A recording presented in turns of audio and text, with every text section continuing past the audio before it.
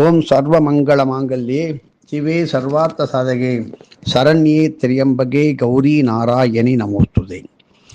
இப்பொழுது ஒரு ஆன்மீக விளக்கம். பூப்படைதல், கன்னிப்பெண்கள் ருது ஆவது, வயதிற்கு வருது அல்லது பருவம் அடைதல் என்ற ஒரு புனிதமான வைபவம் பல இல்லங்களிலே ஒவ்வொரு விதமாக செய்கின்றார்கள். இதை நமது பெரியோர்கள் ருது கல்யாணம் என்றே ஒரு காலத்தில் அடைத்தார்கள். இப்படி இதன் முக்கியத்துவம் என்ன என்பதையும் விளக்கி உள்ளார்கள். ஆண்களுக்கு எப்படி உபநயனம், அதாவது பூணூல் அணிவது என்பதை ஒரு மறு பிறப்பு, இரண்டாவது பிறப்பு என்று கூறுகின்றார்களோ, அதே போல ஒவ்வொரு பெண்ணும் பருவம் அடைந்த பின் ஒரு ஜென்மம் ஏற்படுகிறது. அதுதான் இரண்டாவது மறு ஜென்மம் எடுத்து விடுகின்றாள்.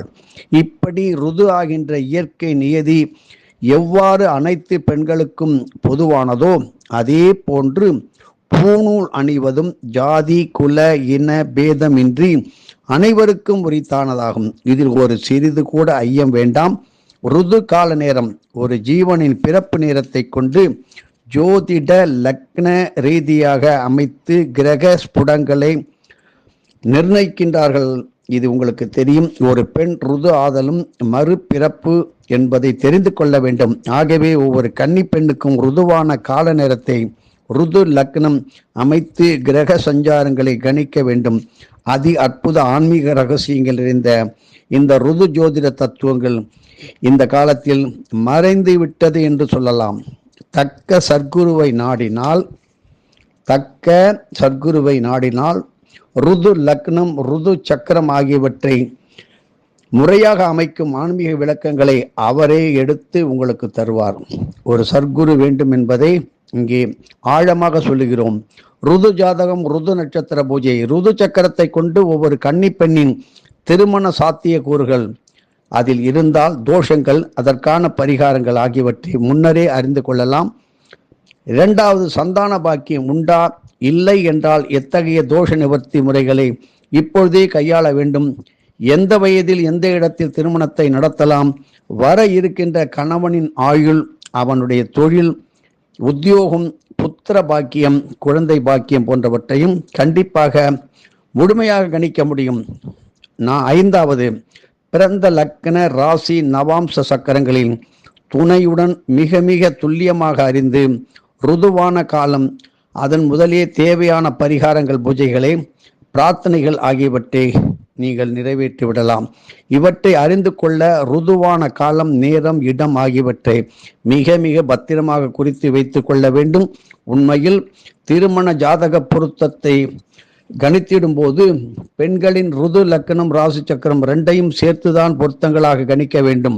ஆனால் தற்காலத்தில் ருது லக்கணம், ருது ராசி சக்கரம் பார்க்கின்ற முறை அறவே மறந்து விட்டார்கள், கணிக்க தவறிவிட்டார்கள். ஆகவே தான் தற்காலத்திலே ஏற்பட்டு வருகின்ற திருமணங்களில் பல வாழ்க்கை பிரச்சனைகள் மலிந்து விட்டது, தகராறுகள் பார்த்து கொண்டே இருக்கின்றோம். ருது நட்சத்திர பூஜை என்ன என்று கேட்டால், பெற்றோர்கள் தம்முடைய பெண் ருதுவான நாள், நட்சத்திரம், திதி மற்றும் இடம் ஆகியவற்றை குறித்து கொள்ள வேண்டும். மிக நுணுக்கமான ஆன்மீக மற்றும் ஜோதிட ரகசியங்கள் நிறைந்த இந்த ருது லக்ன கணிப்பு முறையை ஒரு நல்ல சர்க்குருவை நாடித்தான் நீங்கள் அறிய முடியும். அதுதான் உத்தமம். இதை தவறாக பயன்படுத்தினால் கடும் சாபங்களை விளையும் என்பதால் ஒரு சர்க்குருவை நாடி அறிய வேண்டும். இதுதான் நியதி. இந்த கலியுகத்திலே லட்சக்கணக்கான மகளிர் திருமணமே ஆகாமல் தவித்து கொண்டிருக்கிறார்கள். இவர்களின் நல்ல வாழ்விற்கு அதற்காக நமது சிவ குரு மங்கள கந்தர்வா ஸ்ரீலஸ்ரீ இடியாப்ப ஈச சித்த சுவாமிகள் நமக்கு அருளி உள்ள ருது கால தான தர்மங்கள், நமது குருமங்கள கந்தர்வா ஸ்ரீலஸ்ரீ வெங்கட்ராம சுவாமிகள் குருவாய் மொழிகளாக, அவரது திருவாய்மொழிகளாக உங்களுக்கு இப்பொழுது சொல்லிக் கொடுக்கிறோம். ஒவ்வொரு பெண்ணும் தான் ருதுவான நட்சத்திர காலத்தை அறிந்து மாதந்தோறும் அதே நட்சத்திர நாளிலே குறித்த சில தானங்களை செய்வது வேண்டும். பெற்றோர்கள் இதற்கு மிக மிக முக்கியத்துவம் கொடுத்தும் புதல்வியர் ருதுவான நாள் முதலே அந்தந்த நட்சத்திரங்களுக்கு என்று உரைத்துள்ள தான தர்மங்களை நிறைவேற்றி வந்தால் விரைவில் தக்க காலத்தில் திருமணம் ஆவது நல்ல குழந்தை பிறப்பது, சந்தான விருத்தி, தீர்க்கமான ஆயுள், பூரண சுமங்கலித்துவம் போன்ற பாக்கியங்களை உங்களது புதவிகளுக்கு நீங்கள் பெற்றுத்தரலாம். ஒரு அட்டவணை, ருதுவான அல்லது பிறந்த நட்சத்திரம் அஸ்வினி, அப்படி என்றால் தான தர்ம பரிகாரங்கள், ஆடு மாடுகளுக்கு உணவளிப்பது. பரணியில் ருதுவானால் யானைகளுக்கு கஜ பூஜை செய்வது. கிருத்திகையில் ருதுவானால் மயில், கோழி, சேவல் போன்ற பட்சிகளுக்கு உணவிடுவது. ரோகிணியில் ருதுவானால் பாம்பு புற்றுக்கு பூஜை, பால் ஊற்றுதல், ஏழைகளுக்கு பால் தானம். மிருக சீரிஷ நட்சத்திரத்தில் ருதுவானால் கூண்டில் அடைக்கப்பட்ட பட்சிகளை விடுவிக்க வேண்டும், பட்சிகளுக்கு உணவிட வேண்டும். திருவாதிரை நட்சத்திரத்திலே ருதுவானால் காளைகளுக்கு உணவிடுதல். புனர்பூச நட்சத்திரத்திலே ருதுவானால் இராணுவம், காவல், பாதுகாப்பு துறைகளை சார்ந்த ஏழைகளுக்கு உதவி புரிவது. வாட்ச்மேன், சிப்பாய்களுக்கு உதவி செய்வதும் நல்ல பலனை தரும். பூச நட்சத்திரத்தில் ருதுவானால் ஏழை காய்கறி வியாபாரிகள் அவர்களுடைய ஏழை சிப்பந்திகளுக்கு உதவி அளிப்பது. ஆயில நட்சத்திரத்தில் ருதுவானால் எண்ணெய் செக்கு ஆட்டும் ஏழை தொழிலாளர்களுக்கு, இதர ஏழை வியாபார தொழில்களுக்கு உதவி செய்வது. மக நட்சத்திரத்திலே ருதுவானால் 60-70 வயது நிறைந்த ஏழை தம்பதிகளுக்கு பாத பூஜை மற்றும் உதவிகள். பூர நட்சத்திரத்தில் ருதுவானால் கடை குத்தாடிகள், கம்மங்குத்தாடி என்று சொல்வோமே, ஏழை நடன கலைஞர்களுக்கு உதவி செய்வது. உத்திரத்தில் ருதுவானால் துப்புரவுத்துறை பணியாளர்களுக்கு உதவி செய்வது. ஹஸ்த நட்சத்திரத்தில் ருதுவானால் தோட்ட தொழிலாளர்களுக்கு உதவி செய்வது. சித்திரை நட்சத்திரத்தில் ருதுவானால் ஏழை மாணவர்களுக்கு உணவு, உடை, புத்தகங்கள் போன்ற உதவிகள் செய்வது. சுவாதியில் ருதுவானால் கோயில் சிப்பந்திகளுக்கு உதவி செய்வது. விசாக நட்சத்திரத்தில் ருதுவானால் இலவச திருமணங்களுக்கு உதவி செய்வது. அனுஷ நட்சத்திரத்தில் ருதுவானால் இலவச வைத்திய உதவி செய்வது. கேட்டை நட்சத்திரத்தில் ருதுவானால் பக்தியை பரப்பும் ஏழை உபன்யாசகர்கள், நாட்டிய கலைஞர்களுக்கு உதவி செய்வது. மூல நட்சத்திரத்தில் ருதுவானால் ஏழை விதைகளுக்கு உதவி செய்வது. கறவை நின்ற பசுகளுக்கு உணவு அளிப்பது, அவற்றை பராமரிக்க உதவி செய்வது. புராட நட்சத்திரத்தில் ருதுவானால் உணவு எடுத்து செல்லும் ஏழை கர்ப்பிணிகளுக்கு உதவி, அதாவது சாப்பாடு, டிஃபன் கேரியர் தூக்குவோருக்கு உதவி செய்வது.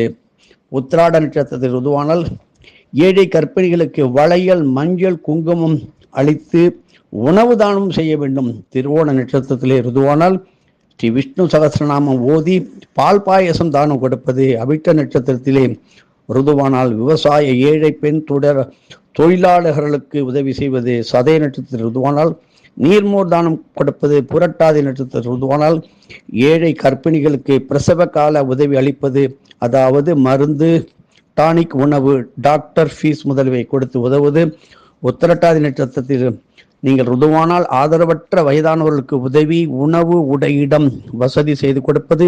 ரேவதியில் ருதுவானால் ஏழைகளுக்கு பாய், தலையணைகள் போன்றவை தானம் அளிப்பது. பொதுவாக ருது சமயத்திலே உள்ள நட்சத்திரத்தை குறித்து வைக்கும் பழக்கம் நடைமுறையில் இல்லை. இது மிகவும் தவறு.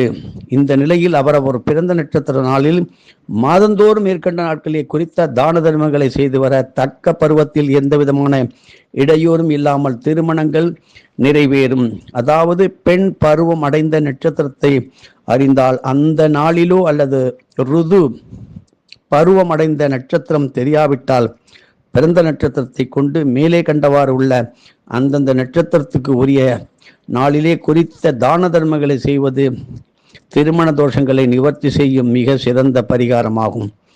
இப்படி நமக்கு நமது குடும்பத்தில் இல்லையே என்று நினைக்காதீர்கள். திருமணம் எல்லோருக்கும் உண்டு. அதுபோல் எல்லோருக்கும் பசி, தூக்கம், களைப்பு, ஆசை எல்லாம் உண்டு. ஆனால் இந்த ருதுபாவத்தை இப்பொழுது நல்ல ஜோதிட வல்லுநர்கள் அருகிவிட்டார்கள். அவர்களை யாரும் கண்டுகொள்வதும் இல்லை. ஒரு குடும்பத்திற்கு முறையான ஒரு சர்க்குருவை நம்பி பலனும் பயனும் அடைவது இல்லை என்பது வருந்தத்தக்க ஒன்றாக இருக்கின்றது.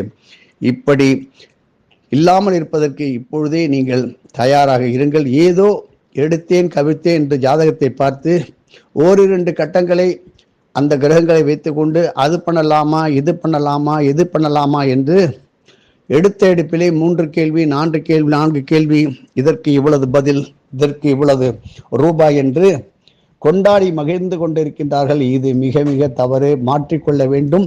ஏனென்றால் இதில் வருகின்ற புண்ணியமோ அளவற்றது.